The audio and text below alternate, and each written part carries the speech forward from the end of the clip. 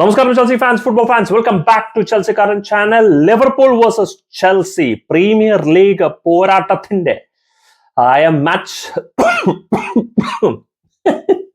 പ്രിവ്യൂലേക്ക് ഏവർക്കും സ്വാഗതം. Title challengers ആയ ലിവർപൂൾ വളരെ ഇമോഷണലി ഈ ഒരു സീസൺ ഇനി കടന്നുകൂടാൻ പോവുകയാണ്. യൂർഗൻ ക്ലോപ്പ് തന്റെ അനൗൺസ്മെന്റ്, അതായത് താൻ ലിവർപൂൾ ക്ലബ്ബ് വിട്ടുപോവുകയാണ് എന്നുള്ളത് ഓൾറെഡി നമുക്ക് എല്ലാവർക്കും അറിയാം. അപ്പോൾ മാക്സിമം എത്രത്തോളം യൂർഗൻ ക്ലോപ്പിനെ സപ്പോർട്ട് ചെയ്യാൻ പറ്റും അത്രത്തോളം ആൻഫീൽഡ് സപ്പോർട്ട് ചെയ്യും എന്നുള്ളതിൽ യാതൊരു സംശയവുമില്ല.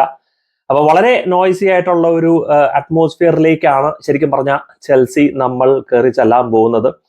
ആൻഡ് എന്തുകൊണ്ടൊന്നാലും പേപ്പറിൽ എങ്ങനെ നോക്കിയാലും Liverpool is definitely A very very strong contender ഈ സീസണിലെ ഫോമും കാര്യങ്ങളും എല്ലാം വെച്ച് നോക്കാൻ നേരത്ത്. സോ എങ്ങനെ നോക്കിയാലും ചെൽസി ഈസ് എ മാസീവ് അണ്ടർഡോഗ്സ് ഈ ഒരു മത്സരത്തിൽ. ബട്ട് ചെൽസി ബീങ് ചെൽസി, ശരിക്കും പറഞ്ഞു കഴിഞ്ഞാൽ നമ്മുടെ കളികൾ അണ്ടർഡോഗ്സ് ആയിട്ട് പോകുമ്പോഴാണ് നമ്മൾ ശരിക്കും പറഞ്ഞാൽ നല്ലോണം കളിച്ചിട്ടുള്ളത്. അല്ലാന്നുണ്ടെങ്കിൽ നമ്മൾ ഈ ഡോമിനേറ്റ് ചെയ്ത് കളിക്കണം എന്നുള്ള കളികൾക്ക് വെച്ച് കളിച്ച് നോക്കുമ്പോഴത്തേക്കും അത് നമുക്ക് ഒട്ടും പറയാൻ പറ്റില്ല.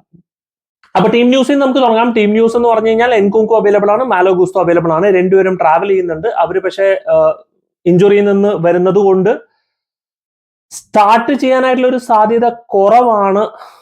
Now the question is, Klopp ഒരു റിസ്ക് എടുക്കുമോ എൻകുങ്കുവിനെ അപ്ഫ്രണ്ട് ആയിട്ട് സ്റ്റാർട്ട് ചെയ്യിപ്പിച്ചിട്ട്, depending on the medical situation? I don't know. എനിക്ക് ഒട്ടും തന്നെ പറയാൻ പറ്റുന്നില്ല. Maybe you might see Nkunku starting എന്ന് എന്റെ മനസ്സ് പറയുന്നു. Maybe, it's a big maybe. പിന്നെ മാലോ ഗുസ്തോ എന്നാലും സ്റ്റാർട്ട് ചെയ്യാൻ ചാൻസ് കുറവാണ്. അവിടെ എന്താണെന്ന് വെച്ചാൽ നമുക്ക് ഓൾറെഡി ദിസാസി കളിക്കുന്നുള്ള സ്ഥിതിക്ക് മാലോ ഗുസ്തോനെ മേ ബി സെക്കൻഡ് ഹാഫിലായിരിക്കും കൊണ്ടുവരിക. ലിവായ് കോൾവിൽ ട്രാവൽ ചെയ്തിട്ടില്ല. His injury is small, not big, but still injured ആണ്. Trevoh Chalobah is still injured. Romeo Lavia is injured. Rehabilitation phase. Leslie Ogochukwu, Robert Sanchez, ഇവരെല്ലാവരും rehabilitation face ആണ്. കാർണെ ചുക്കോമെക്ക is available. അത് കുറച്ച് കളികളായിട്ട് available ആണ്. നമ്മൾ അധികം കാർണെ ചുക്കോമെക്കനെ കണ്ടിട്ടില്ല എന്നുള്ളതാണ്. സോ ഒരു സംശയം വേണ്ട, lineup I think more or less predictable ആയിട്ടെന്ന് വേണമെങ്കിൽ നമുക്ക് പറയാം. Petrovic at the goalkeeper, Badiashile, Silva, Disasi and Chilwell as a left back. Chilwell ആയിരിക്കും സ്റ്റാർട്ട് ചെയ്യാൻ പോണേ എന്നുള്ള ഒരു സംശയം വേണ്ട. മിഡ്ഫീൽഡ് പിവറ്റ് എന്ന് പറയാൻ പറ്റുന്നില്ല, കാരണം I think it's a midfield 3. Caicedo, Conor Gallagher and Enzo Fernandez. And Conor Gallagher Aston വില്ലയ്ക്കെതിരെ കളിച്ച പൊസിഷനിൽ തന്നെ കളിപ്പിക്കും എന്നുള്ളൊരു വിശ്വാസത്തിലിരിക്കുന്നു as a pure right centre midfielder. ഒരു പറയുന്ന പോലെ ഒരു നമ്പർ 10 ആയിട്ടുള്ള റൈറ്റ് സെന്റർ മിഡ്ഫീൽഡർ, നമ്പർ 8 ആയിട്ട് അലോങ് വിത്ത് കൈസേഡോവും അതേ റോള് തന്നെയായിരിക്കും ലെഫ്റ്റ് സെന്റർ മിഡ്ഫീൽഡർ ആയിട്ട് തന്നെയായിരിക്കും നിർവഹിക്കാനായിട്ടുള്ള ഒരു സാധ്യത കൂടുതൽ. Now the big question is the front 3. Massive question. Palmer start ചെയ്യും എന്നുള്ളതിൽ സംശയം വേണ്ട. എവിടെ സ്റ്റാർട്ട് ചെയ്യും എന്നുള്ളതാണ്. Will it be Broja up front or will it be Palmer? Now ജാക്സന്റെ കേസ് പറയുകയാണെങ്കിൽ Jackson will be travelling towards ഈ ഒരു ടീമിലേക്ക് വേണ്ടി ട്രാവൽ ചെയ്യായിരിക്കും. He will be available for pickup. അപ്പൊ സ്ക്വാഡിൽ ഉണ്ടാവും. ജാക്സൺ സബ്സ്റ്റിറ്റ്യൂട്ട് ആയിട്ട് വരാനായിട്ടുള്ള സാധ്യതയും കൂടുതലാണ്. അതുകൊണ്ടാണ് ഞാൻ പറഞ്ഞത് ചിലപ്പോൾ എൻകുങ്കുവിനെ സ്റ്റാർട്ട് ചെയ്യിപ്പിക്കാം. കാരണം ജാക്സൺ അവൈലബിൾ ആണെന്നുണ്ടെങ്കിൽ എൻകുങ്കുവിന് ഒരു 45 മിനിറ്റ് കഴിഞ്ഞിട്ടോ അല്ലെങ്കിൽ ഫസ്റ്റ് ഹാഫ് കഴിഞ്ഞിട്ട് സബ്സ്റ്റിറ്റ്യൂട്ട് ചെയ്യിപ്പിക്കുന്നുണ്ടെങ്കിൽ സബ്സ്റ്റിറ്റ്യൂട്ട് ചെയ്യാം. അല്ലെങ്കിൽ ഡോക്ടേഴ്സ് പറയാണ് എൻകുങ്കുവിന് 60 മിനിറ്റ് കളിക്കാന്ന് പറയുകയാണെന്നുണ്ടെങ്കിൽ ഡെഫിനറ്റ്ലി 60 മിനിറ്റ് കളിപ്പിക്കും, എന്നിട്ട് ജാക്സനെ കൊണ്ടുവരാന്നുള്ളത്. But that's a big question. It's a risky proposition. എന്റെ ഒരു മനസ്സ് പറയുന്നു ബ്രോയേനെയും വിവിഡിന്റെയും കൊണാറ്റേന്റെ ഇടയ്ക്ക് ഇട്ടിട്ട് ബുദ്ധിമുട്ടിക്കുന്നതിന് പകരം അവിടെ ഒരു പക്ഷെ Palmer, Noni Madueke and Raheem Sterling ആയിരിക്കും കാണുന്നത് എന്നുള്ളത്. നൗ ഈ Raheem Sterling versus Mykhailo Mudryk എന്ന് പറയുന്ന ഒരു കോൺവെർസേഷൻ കുറച്ച് നാളുകളായിട്ട് നടന്നുകൊണ്ടിരിക്കുകയാണ്. ഞാൻ കഴിഞ്ഞ ദിവസം ഒരു വീഡിയോയിൽ പറഞ്ഞു, ഇനി റഹീം സ്റ്റേർലിംഗ് ഉണ്ടോ ഇല്ലയോ, എനിക്ക് മിക്കായലോ മുഡ്രിക് കളിക്കാൻ കാണാനാണ് ആഗ്രഹം. കാരണം അവൻ റോ ആവുക, ഫോം ആവുക, എന്താവട്ടെ എന്നുള്ളത്. പക്ഷെ ഇപ്പോഴത്തെ സിറ്റുവേഷനിൽ സത്യം പറഞ്ഞു കഴിഞ്ഞാൽ മൂക്കില രാജ്യത്തെ മുറിമൂക്കൻ രാജാവ് എന്ന് പറയുമ്പോഴത്തേക്കും റഹീം സ്റ്റേർലിംഗ് ഇസ് ഡെഫിനറ്റ്ലി ഒരു എക്സ്പീരിയൻസ്ഡ് ഫാർ ബെറ്റർ ഓപ്ഷൻ. കാരണം മുഡ്രിക് അവിടെ വന്നു കഴിഞ്ഞാൽ മുഡ്രിക്, പാൽമർ, നോണി മാഡ്യൂക്കെ, ബ്രോയ എല്ലാം പിള്ളേരാണ്. എല്ലാം അണ്ടർ 23 സ്ക്വാഡ് കളിക്കുന്ന പിള്ളേരാണ്. ഇവരെ പിടിച്ചിട്ടാണ് നമ്മൾ ഫ്രണ്ട് 3 ഇരിക്കുന്നത്. That is huge. Now Raheem Sterling കഴിഞ്ഞ കളിയിൽ ആസ്റ്റൺ വില്ലയ്ക്കെതിരെ നല്ല ഡിഫൻസീവ് വർക്ക് റേറ്റ് ഉണ്ടായിരുന്നു. ട്രെൻഡ് അലക്സാണ്ടർ ആർണോൾഡ് അവിടെ റൈറ്റ് വിംഗിൽ നിൽക്കുമ്പോഴത്തേക്കും Trent is not great in 1-on-1 situation. Now മുഡ്രിക്കിന്റെ ഏറ്റവും വലിയ ഇഷ്യൂ എനിക്ക് എന്താണെന്ന് വെച്ച് കഴിഞ്ഞാൽ ഭയങ്കര പാസീവ് ആണ്. ഭയങ്കര പാസീവ് എന്ന് പറഞ്ഞാൽ നിങ്ങൾ വെറുതെ നിൽക്കും കുറെ നേരം. അവന് ബോൾ കാലി കിട്ടിയാൽ മാത്രമേ അവനൊരു ഇലക്ട്രിസിറ്റി വെക്കുന്ന പോലെ അവൻ കളിക്കുള്ളൂ. അത് നമ്മൾ കണ്ടാലറിയാം. അവന് ബോൾ കാലി കിട്ടി കഴിഞ്ഞാൽ പിന്നെ ഒരു എന്തോ ഒരു ബാധ കയറുന്ന പോലെ. അതല്ലാന്നുണ്ടെങ്കിൽ ഞാൻ അവിടെ ഇങ്ങനെ ഇരുന്ന് മൊരടിച്ചു കൊണ്ടേ കളിപ്പിക്കുക. എനിക്ക് അതാണ് മുഡ്രിക്കിന്റെ മേലുള്ള ഏറ്റവും വലിയൊരു വിമർശനം. ആൻഡ് ചെക്കൻ 23 വയസ്സായി, അവനൊരു ടീനേജർ ഒന്നും അല്ല. 23 വയസ്സായി, അവൻ പീക്ക് ചെയ്ത് തുടങ്ങേണ്ട സമയം കാലഘട്ടം എത്തിയിരിക്കുന്നു. I'll be really surprised മുഡ്രിക്ക് start ചെയ്യുകയാണെങ്കിൽ. വളരെ വളരെ സർപ്രൈസ് ആയി പോകും ഞാൻ.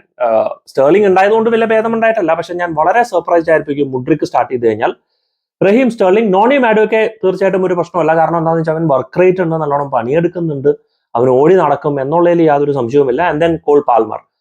നൗ ഇഫ് പോച്ചറ്റിനോ ഒരു എക്സ്പെരിമെന്റിന് പോകാൻ തയ്യാറാണെന്നുണ്ടെങ്കിൽ അവിടെ ബ്രോയേനെ സ്റ്റാർട്ട് ചെയ്യിപ്പിച്ചിട്ട് പാൽമറിനെ ആസ് എ റൈറ്റ് വിങ്ങർ അല്ല സ്റ്റാർട്ട് ചെയ്യും. പക്ഷെ അങ്ങനെയാണെന്നുണ്ടെങ്കിൽ നമ്മുടെ അറ്റാക്ക് കുറച്ച് വീക്കെൻഡ് ആയിപ്പോകും. വിത്ത് പാൽമർ, സ്റ്റേർലിംഗ്, നോണി മാഡോയ്ക്ക് അറ്റ്ലീസ്റ്റ് നമുക്ക് കുറച്ച് അറ്റാക്കിംഗിൽ ഒരു ത്രെറ്റും, നേരെ മറിച്ച് ഓൾറെഡി ആസ്റ്റൺ വില്ലയായിട്ടുള്ള കളിച്ചതിന്റെ ആ ഒരു ലിങ്കപ്പ് പ്ലേയും കളിപ്പിക്കാനായിട്ടൊക്കെ ഉള്ള ഒരു സാധ്യതയുണ്ട്. പിന്നെ ലിവർപൂളിന്റെ കാര്യം പറയേണ്ട കാര്യമില്ല, വെരി സ്ട്രോങ് ടീം തന്നെ അവൈലബിൾ ആയിരിക്കും. ന്യൂനിയസ്, ജോട്ട ആൻഡ് പിന്നെ കോഡി ഗാപ്കോ ഇവർക്ക് അവൈലബിൾ ആണ്. സാല ഇസ് നോട്ട് അവൈലബിൾ. പറഞ്ഞ പോലെ ട്രെൻഡ് അലക്സാണ്ടർ ആർണോൾഡ് അവൈലബിൾ ആണോ? അതാണ് ഞാൻ പെട്ടെന്ന് ഓർത്തത്. കഴിഞ്ഞൊരു വീഡിയോയിൽ ഞാൻ നോക്കിക്കഴിഞ്ഞപ്പോൾ ട്രെൻഡ് അലക്സാണ്ടർ ആർണോൾഡ് അവൈലബിൾ അല്ലായിരുന്നു എന്ന് കേൾക്കുന്നുണ്ട്. ഞാനത് ഒന്നുകൂടെയും ചെക്ക് ചെയ്യണമായിരുന്നു വീഡിയോ ചെയ്യുന്നതിന് മുമ്പ്. Unfortunately I did not. Anyway, it will be pretty exciting. Advantage എങ്ങനെ നോക്കിയാലും ഇസ് ലിവർപൂൾ. ബട്ട് ഞാൻ നോക്കുന്നത് ഹൗ നമ്മൾ എങ്ങനെയായിരിക്കും കട്ടക്ക് നിൽക്കാൻ പോണെന്നാണ് ലിവർപൂളായിട്ട്. I want to see that performance.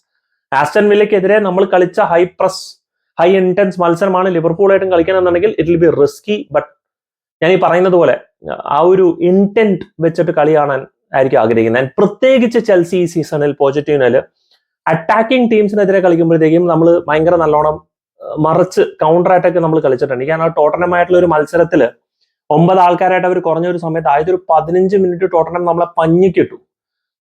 നമുക്കൊന്നും ചെയ്യാൻ പറ്റില്ല. ഇൻ ഗെയിം മാനേജ്മെന്റ് ആ പോച്ചറ്റിനോ ആ ഒരു സമയത്ത് നമ്മൾ ചെയ്ത് പിന്നെ നമ്മൾ കൺട്രോൾ ചെയ്തെടുക്കാൻ തുടങ്ങി. അപ്പൊ അങ്ങനത്തെ ചില ടാക്ടിക്കൽ മാറ്റങ്ങളൊക്കെ വരുത്താനായിട്ടുള്ള ഒരു സാധ്യതയും ഞാൻ കാണുന്നുണ്ട്. ക്ലോപ്പിന്റെ ഇൻ ഗെയിം മാനേജ്മെന്റ് ഈ സീസണിൽ ഹാസ് ബീൻ എക്സ്ട്രീംലി ബ്രില്യന്റ്. ഞാൻ അത്ലറ്റിക്കിൽ ഒരു ആർട്ടിക്കിൾ വായിച്ചായിരുന്നു. 11 പോയിന്റ്സ് ആണ് യൂർഗൻ ക്ലോപ്പിന്റെ ലിവർപൂൾ ടീം സബ്സ്റ്റിറ്റ്യൂഷനിൽ കൂടുതൽ മുഖേന ഉണ്ടാക്കിയത്. 11 പോയിന്റ്സ്. അല്ല, എത്ര ഗോൾസ് അടിച്ചു, ആ ഗോൾസ് വിന്നിംഗ് പൊസിഷനിലേക്ക് നേടുകയും അതിൽ നിന്ന് 11 പോയിന്റ് ആണ് ശരിക്കും പറഞ്ഞാൽ ലിവർപൂൾ നേടിയത്. So his in game management and substitution has been absolutely brilliant. So it's not going to be easy for Chelsea. എങ്ങനെ നോക്കിയാലും it is advantage Liverpool. But game on, bring it on.